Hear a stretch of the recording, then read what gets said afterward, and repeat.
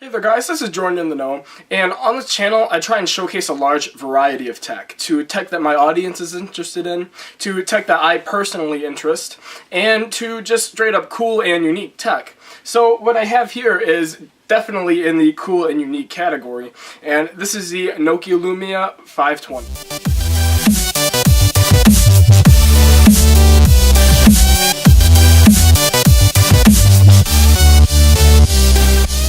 There's actually a lot to say about this phone, and I'm going to start with the fact that this is my first ever Windows Phone experience. I'll give you my opinions on that in a minute.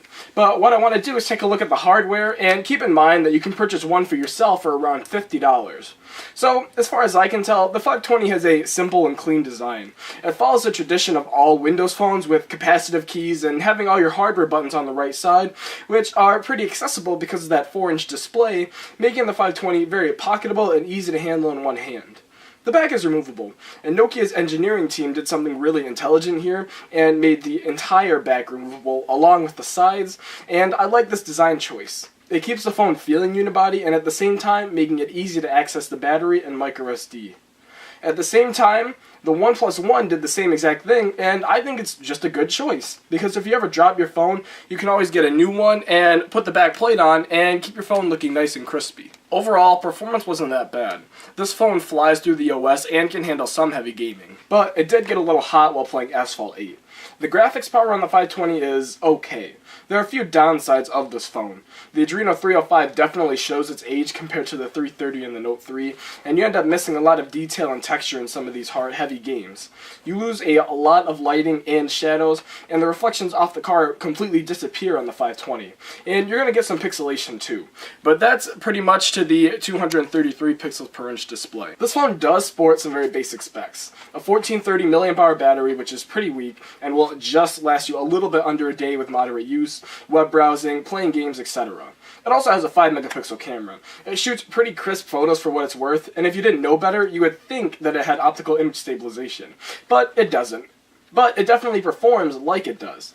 And just a side note, call quality was pretty bad in my opinion. While other people could hear me fine, wherever I was, no matter if I had 4G or 4 bars, it still just had a bad quality. It was very noisy and it was very grainy. And for some reason, the glass was more grungy and fingerprint prone than some of the other phones I've used, which made it feel a little cheap. And speaking of cheap, there is something that I want to show you guys. So here is the Samsung Galaxy S. Sold to consumers in 2010, this phone came equipped with a 1 GHz dual-core processor. The GPU was a PowerVR SGX 540, very old, and it came with a ½ gig of RAM, and could be upgraded as high as Android 2.3 Gingerbread. Now, let's take a look at the 520. This came shipped with a 1 GHz dual-core Snapdragon processor, Adreno 305 GPU, and also came with a ½ gig of RAM as well. And it's running Windows Phone 8. So from this perspective, specs do look pretty bad. 1 GHz dual core, ½ a gig of RAM, but if you ask Samsung Galaxy S users how well their phones are running, you wouldn't get such a great response. So let's talk about Windows Phone OS. Now, being a first-time Windows user, I was actually very surprised at what it could do. And I will say immediately that performance was very quick and very snappy. And it turns out that Windows Phone is actually a really light OS, and it leaves zero traces of the slow and ugly looking Windows 8.5.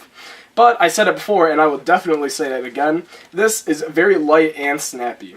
Opening applications open just as fast as my Note 3 did, giving you some sweet looking animations that are so visually appealing. Looking at Windows Phone 8, it's very pretty too. Live tiles are useful whenever they decide to show up, and notifications are perfectly placed inside the live tiles, which are way more useful than the badges that we see in Android and iOS, and this perfectly complements Windows Phone and live tiles perfectly. You can structure the live tiles to your size and your likings, giving you pretty visuals like photo previews as well. Stock applications are well designed, and the overall OS is very dominant in text, but overall it's a nice look. And one thing with Windows Phone that always seemed to be an issue was the App Store, and the simple fact that there was never a large variety of apps. But this time around, things are a little different, and things have gotten better. Not completely fixed, but they're getting better. Apps like Instagram and more popular games like Don't Tap the White Tile, 2048 Plus, and some Disney titles can be found, and it is getting better.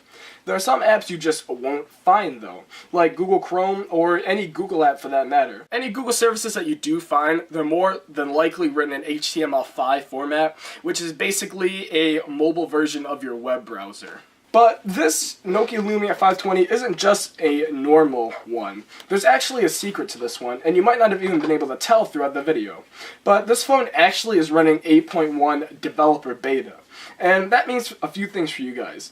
One, apps are going to be more abundant due to its new app infrastructure, and two, Windows Phone 8.1 is going to bring more of an incentive to try it out, due to its quick notifications and its all-new Cortana, which performs really, really nice. So guys, thanks for watching, and I really want to thank you guys for tuning in to my first Windows 8 experience. Actually, the only problem that I really had with this phone, besides what I stated in the review, was how small this screen is. It's just a little too small for me to enjoy it, just because I'm so used to my Note 3.